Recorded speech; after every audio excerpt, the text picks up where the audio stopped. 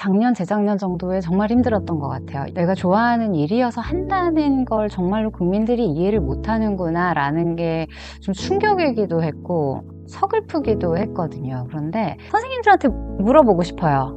선생님들은 다른 직업의 삶에 대해서 얼마나 알고 있나요? 우리는 생각해 본 적이 있을까?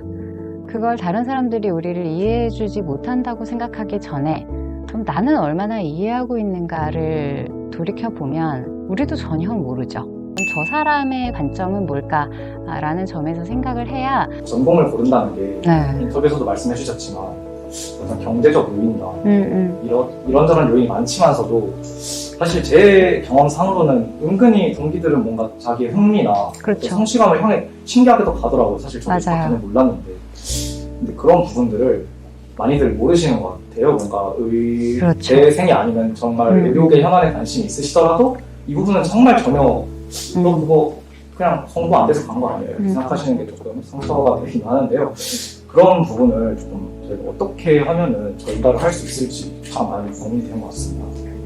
그게 저도 참 고민이었어요. 이게 그래서 작년, 재작년 정도에 정말 힘들었던 것 같아요. 이게 내가 잘하는 일을 계속 잘하고 싶고 내가 좋아하는 일이어서 한다는 걸 정말로 국민들이 이해를 못하는구나 라는 게 좀 충격이기도 했고 서글프기도 했거든요. 그런데 그러다 보니까 계속 스스로 질문을 하게 되잖아요. 왜 이해를 못할까?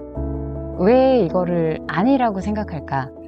그런데 저는 이제는 이제 여러 직업 또 여러 지역의 사람들을 많이 봤고 특히 나는 이 소아응급실에서의 10년이 그래도 내 삶에 있어서 좀 도움이 됐던 것 같은 게 선생님들한테 물어보고 싶어요. 선생님들은 다른 직업의 삶에 대해서 얼마나 알고 있나요? 우리는 과연 언론인들의 삶에 대해서, 현장 노동자들의 삶에 대해서, 교사들의 삶에 대해서 과연 그럼 우리는 얼마나 알고 있을까? 그들이 향해 가고 있는 가치에 대해서 우리는 생각해 본 적이 있을까? 그걸 다른 사람들이 우리를 이해해 주지 못한다고 생각하기 전에 그럼 나는 얼마나 이해하고 있는가를 돌이켜보면 우리도 전혀 모르죠.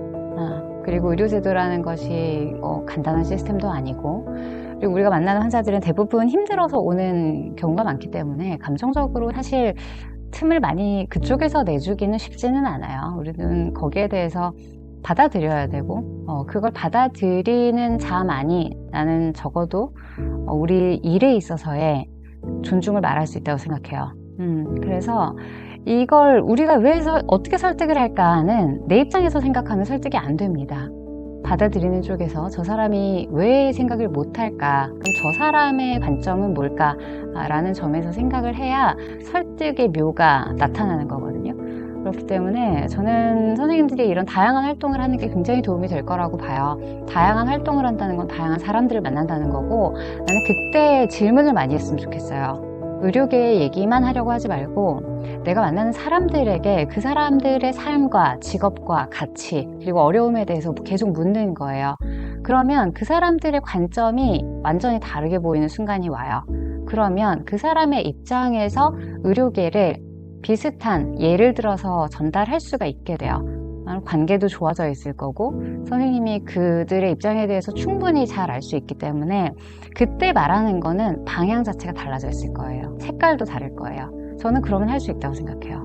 그래서 생각보다 우리가 보는 시야가 굉장히 좁을 수 있다. 그래서 거기에 대해서 내가 스스로 경계하고 스스로 노력하지 않으면 거기서 벗어나는 건 정말 쉽지 않아요. 기자들 만날 때도 마찬가지고 국민들 환자로 그냥 만날 때도 저 사람 환자로 전문가예요. 의외겠지만 저 사람은 프로 환자러란 말이야. 그럼 이 사람의 생각이 있을 거예요. 거기에 대해서 내가 이렇게 바꿔서 생각해 본 적이 있는가? 그 관점에서 나는 계속 선생님들의 세계를 확장했으면 좋겠어요. 나의 세상이 좁아지고 있고 내가 못 보는 세상이 너무나 넓다 하는 걸 알아야 되고 그래서 저는 다른 활동을 많이 해보진 않았지만 지역병원에서 소아응급실에 있었다는 게 저에게는 굉장히 큰 재산이라고 생각해요. 소아응급실은 옷 차려입고 무슨 좋은 대학병원의 교수님을 만나러 가는 게 아니잖아요. 그냥 급하니까 삶의 모습 그대로 들어오는 곳이란 말이에요. 그래서 내가 책에서 그런 표현도 썼을 거예요. 비 올 때 그냥 아무나 주워다 쓰는 비닐우산 같은 곳이다. 그렇기 때문에 저는 정말 옷에 반찬 묻은 엄마의 모습부터 해서 한 이틀 머리 못 감은 아빠 다 있는 그대로 보는 거예요. 내가 한 번도 만나본 적 없었던 아주 특이한 가족들, 그리고 내가 상상도 못했던 불행한 아이들, 굉장히 다양한 모습을 가감없이 볼 수 있었다는 것이 당시에는 참 마음 아팠지만 지나고 보니 나에게는 가장 큰 자산이 아니었나 하는 생각을 해요.